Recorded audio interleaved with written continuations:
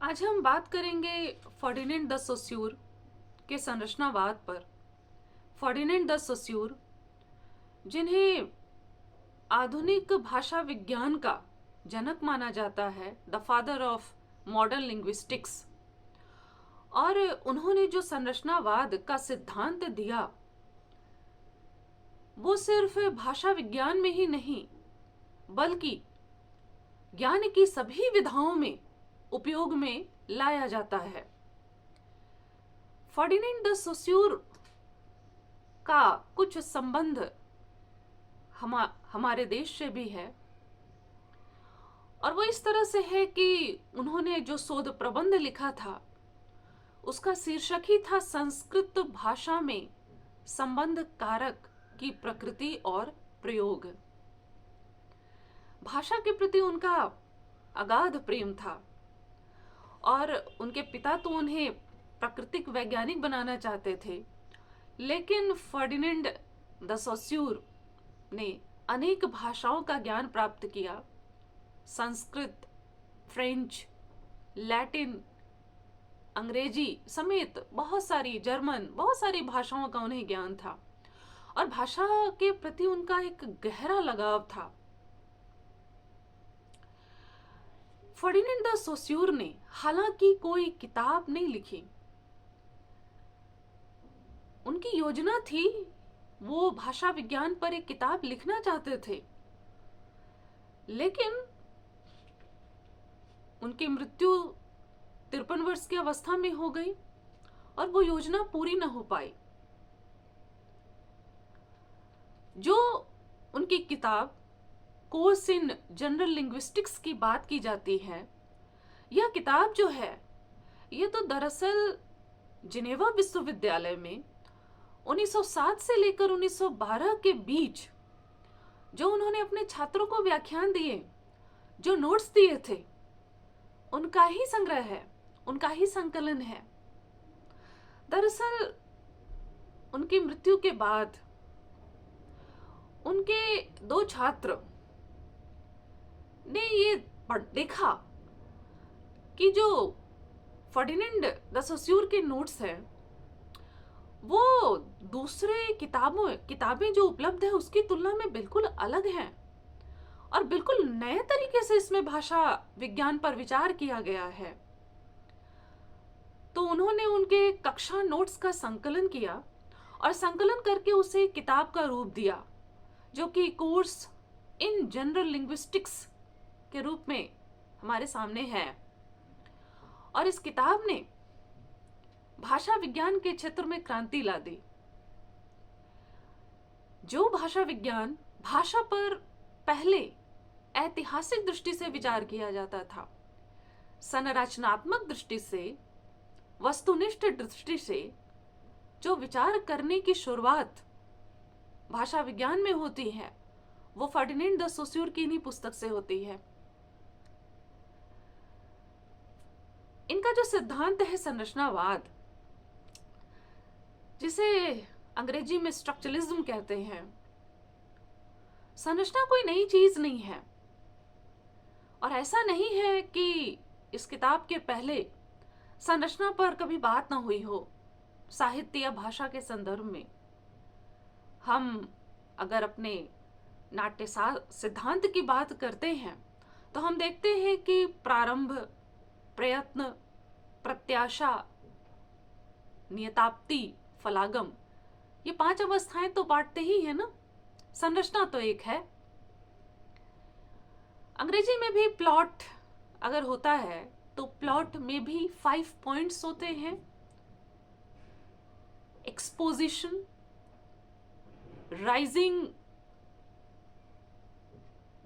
Action, फिर climax, फिर falling action और फिर कंक्लूजन या रिजोल्यूशन। तो एक संरचना तो थी, लेकिन जिस अर्थ में सोस्यूर ने संरचना शब्द को भाषा विज्ञान के क्षेत्र में लाया, पहले ऐसा नहीं था। ये विधिवत इसकी अगर शुरुआत हम माने तो सोस्यूर से ही होती है। पूरे विश्व पर या ब्रह्मांड में ही हम अगर गौर करें तो हम देखते हैं कि हर चीज की एक संरचना है। यह जो विशाल अनंत ब्रह्मांड है, इसमें भी तो एक संरचना है ना। आकाश गंगाएं हैं, आकाश गंगा के भीतर गैलेक्सी, आकाश गंगा, उसके भीतर कॉन्स्टिलेशंस, तारामंडल है, और उसके भीतर सोलर सिस्टम, अगर हम सूर्य को माने सोलर सिस्टम है, सोलर सिस्टम में फिर प्लैनेट्स हैं, सैटेलाइट्स हैं।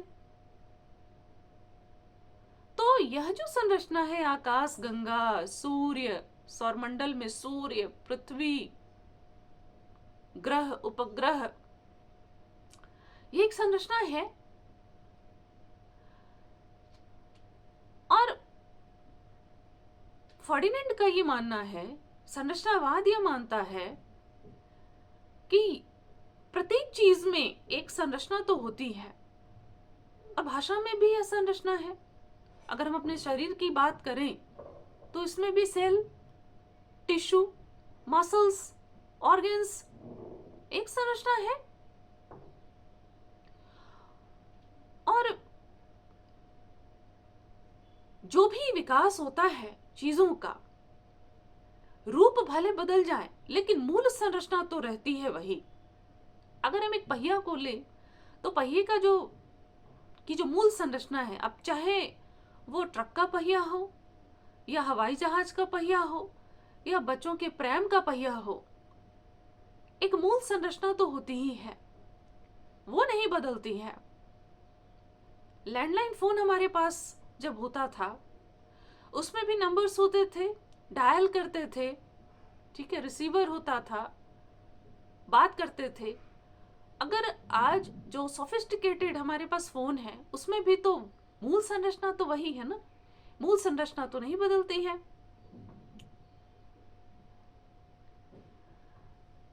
मकान के रूप में भी इसे हम समझ सकते हैं। अगर एक मकान की बात हम करते हैं तो उसमें भी एक संरचना होती है। ये लिविंग रूम है, ये डाइनिंग रूम है, ये आपका किचन है, टॉयलेट है, स्टोर रूम है, तो ये मूल संरचना रहती है। अगर मान लीजिए कि किसी के पास सिर्फ एक कमरे का मकान है, तो उस कमरे में भी अगर एक एक कोना वो निर्धारित कर देता है कि ये यहाँ हमारा खाना हम बनाएंगे, यहाँ सोएंगे, यहाँ बैठेंगे, तो बेसिक जो संरचना है वो तो है ना। तो यह संरचना जो है ये प्रत्येक चीज में होती है, और संरचनावाद इसे मानकर चलता है और भाषा में उस संरचना की खोज करता है कि भाषा में जो संरचना है, ये संरचना कैसी है। ठीक है, अब सस्यूर से पहले भाषा विज्ञान किस प्रकार से भाषा पर विचार करता था और सस्यूर ने क्या नया किया, इस पर हम जरा गौर करते हैं। तो पहले यह माना जाता था कि जो शब्द हैं और जिन वस्तुओं को शब्द द्योतित करते हैं, इंडिकेट करते हैं, दोनों में एक सीधा संबंध है। जैसे अगर हम ट्री कहते हैं तो ट्री या पेड़ का मतलब वास्तविक पेड़ है, वास्तविक भौतिक पेड़ है। वह पेड़ जो कि भौतिक रूप में मौजूद है, ट्री का मतलब वही है। यहीं पर सस्यूर ने अंतर उपस्थित किया, और सस्यूर कहते हैं कि शब्दों का वस्तुओं से प्रत्यक्ष संबंध नहीं होता है, सीधा सीधा संबंध नहीं होता है, इतना सरल नहीं है। भाषा इस तरह से इकहरे ढंग से सीधे तरीके से काम नहीं करती है।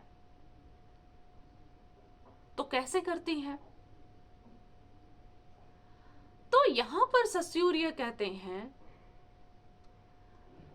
कि भाषा जो होती है यह हमें संसार को समझने में और अपनी समझ को अभिव्यक्त करने में हमारी मदद करती है। इसे इस तरह से समझ सकते हैं, जैसे एक पेंटिंग बनाई थी रीन मार्गरेट ने, 1929 की उनकी एक पेंटिंग थी, और उसका यह शीर्षक ही था, this is not a pipe.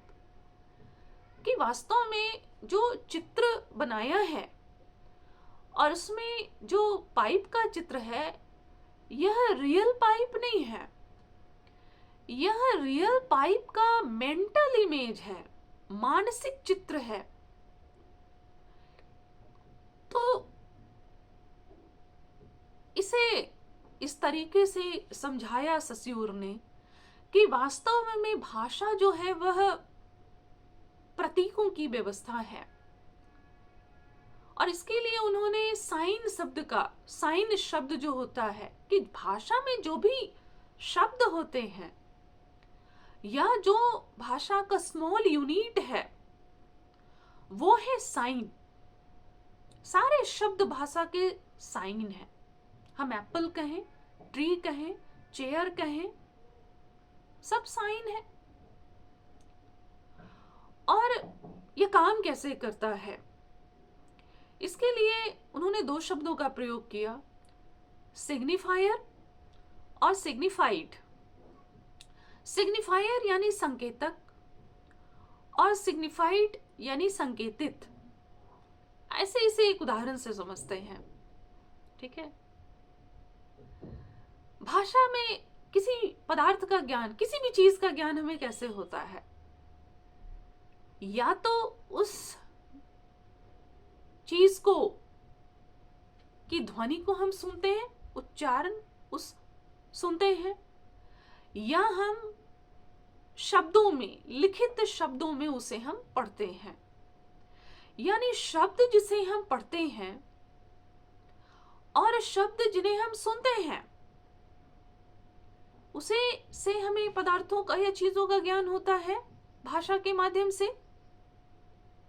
तो यह शब्द जो हम सुनते हैं, यह शब्द जो हम पढ़ते हैं, ये है सिग्निफायर, ये है संकेतक। जैसे सेब, अगर सेब शब्द हम बोलते हैं तो ये सेब, ये अगर लिखा, ये सिग्निफायर है। सेब लिखा तो यह जो लिखा यह सिग्निफायर है। अगर ये लिखित शब्द है तो ये संकेतक है, क्योंकि यह वास्तव में जो सेब है उसका संकेत कर रहा है।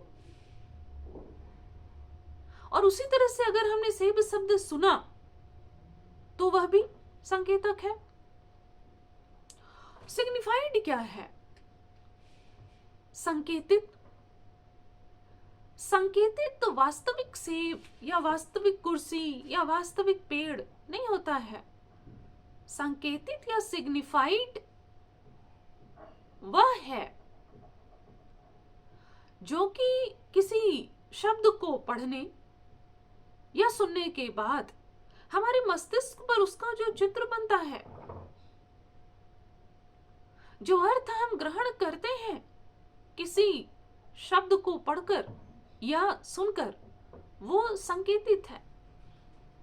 यानी अगर हमने से ब पढ़ा तो ये संकेतक है, से ब जो लिखा हुआ है वो संकेतक है, और पढ़ने के बाद जो चित्र हमारे मस्तिष्क में बनता है, जो अर्थ हम ग्रहण करते हैं, वो संकेतिक है।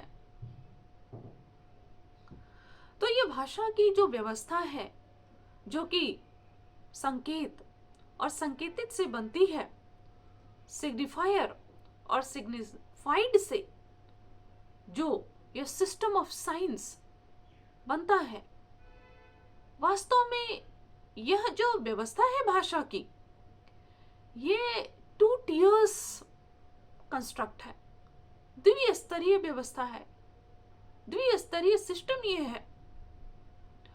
और इस सिस्टम को समझने के लिए उन्होंने 2 शब्दों का प्रयोग किया है, लैंग और पैरोल। लैंग यानी लैंग्वेज एंड पैरोल यानी use of the language, practical language, actual speech. भाषा को जब लैंग कहते हैं, लैंग का मतलब है भाषिक संरचना और पैरोल है भाषिक व्यवहार। भाषिक संरचना और भाषिक व्यवहार। सेस्यूर कहते हैं कि लैंग जो है ये व्यक्ति केंद्रित नहीं होता है, ये स्वतंत्र होता है। और ये जो भाषिक संरचना या लैंग है, इसका निर्माण समाज में होता है। समाज में जो रहते हैं, समाज के लोग, हम सब, हम आपसी सहमति से भाषा की ही व्यवस्था बना लेते हैं, एक स्ट्रक्चर बना लेते हैं हम। और यह वस्तुनिष्ठ होता है, यह स्वतंत्र होता है, यह किसी अन्य तत्व पर निर्भर नहीं करता है। जैसे अगर अंग्रेजी की बात करें तो एक लैंग जो उसकी भाषिक संरचना है वो कैसी है? अब यह जो संरचना बनती है वो कुछ नियमों के आधार पर बनती है। जैसे कि वॉवेल्स और कॉन्सोनेंट्स पूरे लिखे जाएंगे, हम हिंदी की तरह नहीं लिखते हैं। स्वर वहां पर उसकी मात्रा अलग से नहीं है। जब हमें लिखना रहता है कैट, तो हम पूरा कॉन्सोनेंट सी, फिर ए पूरा वॉवेल और टी, फिर पूरा कॉन्सोनेंट लिखते हैं। तो यह जो नियम है ये लैंग है। कैपिटल को और स्मॉल लेटर में लिखना, प्रत्येक सेंटेंस के पहले कैपिटल लेटर से स्टार्ट करना, शुरू करना, ये लैंग है। क्यू के बाद अनिवार्यतः यू आता है, ये लैंग है। ये संरचना है, ये नियम है जो कि प्रत्येक व्यक्ति नहीं बनाता है। ये बने हुए नियम है जो आपसी सहमति से बने हुए हैं, ऐसा माना जाता है। और हम इसे ग्रहण करते हैं, हम इसका निर्माण नहीं करते हैं। भाषा का प्रयोक्ता लैंग को समाज से ग्रहण करता है बचपन से, जब से हम भाषा सीखते हैं, और उसमें अपने आप को समायोजित कर लेता है, ढाल लेता है भाषा की उस संरचना में। और जब इस भाषा को प्रयोग करता है तो उसे रिफ्लेक्ट करने की जरूरत नहीं होती है, उसे सोचने की जरूरत नहीं होती है। हम जब भाषा बोलते हैं तो क्या हम व्याकरण के नियम सोचकर बोलते हैं? अगर मैं जा रहा हूं बोलते हैं तो क्या हम ये सोचकर बोलते हैं कि कर्ता पहले होगा और क्रिया बाद में होगी? मैं आम खाता हूं, क्या हम सोचकर बोलते हैं कि कर्ता पहले होगा, कर्म बीच में और क्रिया बाद में? नहीं, यह तो हम स्वभावतः प्रयोग करते हैं क्योंकि हम अडेप्टेड हो चुके हैं, हम समायोजित हो चुके हैं भाषा की संरचना के साथ, और इसमें हम कोई फेरबदल नहीं करते हैं। तो भाषा की ये संरचना जो है, इसके नियम जो है, ये समाज निर्मित, और यही भाषिक संरचना है। हिंदी में भी देखिए, हम संयुक्त व्यंजनों का प्रयोग करते हैं, हम नियम है हमारी भाषा के, वाक्य का अंत में हम पूर्ण विराम का प्रयोग करते हैं। कर्ता, कर्म और क्रिया इस रूप में प्रयोग करते हैं वाक्य का संगठन। तो ये चीजें जो है ये स्ट्रक्चर है। और सस्यूर कहते हैं कि यह संरचना जो है नियमों पर आधारित है, और ये नियम समाज में निर्मित हुए हैं, इसमें कोई बदलाव नहीं होता है। इसे ही वो कहते हैं मेगा स्ट्रक्चर। हर भाषा एक मेगा स्ट्रक्चर है। फिर पैरोल क्या है?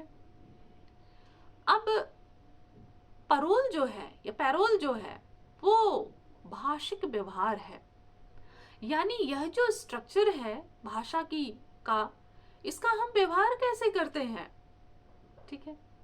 तो यह व्यवहार करना तो व्यक्तिनिष्ठ है। हर व्यक्ति अपने ढंग से, अपने तरीके से व्यवहार करता है। कैसे? अब मान लीजिए कि हमारे घर में कोई आया, तो कोई कह सकता है, बड़ा खुश है तो गा करके कह सकता है, हाँ, आप आए तो बाहर आई, ठीक है। और अगर नाराज है तो आगे तुम, ठीक है। गालिब ने अपने ढंग से कहा, उनके आने से अब चेहरे पर आ जाती है रौनक, समझते हैं लोग की। तो ये अपने तरीके से ना, पैरोल जो है वो हर व्यक्ति अपने ढंग से भाषा का व्यवहार करता है। अब अभिवादन करना है, मान लीजिए कोई हाय कहेगा, कोई हेलो कहेगा, कोई राम राम कहेगा, कोई सत श्री अकाल कहेगा। पैरोल जो है व्यक्ति अपने अपने तरीके से करता है। दरअसल लॉन्ग जो है, लैंग भाषिक संरचना है, और पैरोल जो है उसका व्यवहारिक प्रयोग है। और प्राथमिक इसमें लैंग है, और पैरोल जो है वो लैंग पर निर्भर करता है। प्रत्येक भाषा में लैंग पर निर्भर करता है। अब साहित्य में किस तरह से हम इसका प्रयोग करते हैं, ये भी तो है ना। तो इस पर अगले वीडियो में हम बात करेंगे। मुझे उम्मीद है कि जो जानकारी यहाँ मैं उपलब्ध करा पाई हूँ ये आपके काम की, आपको काम आएगी, आपको अच्छा लगेगा। Thank you.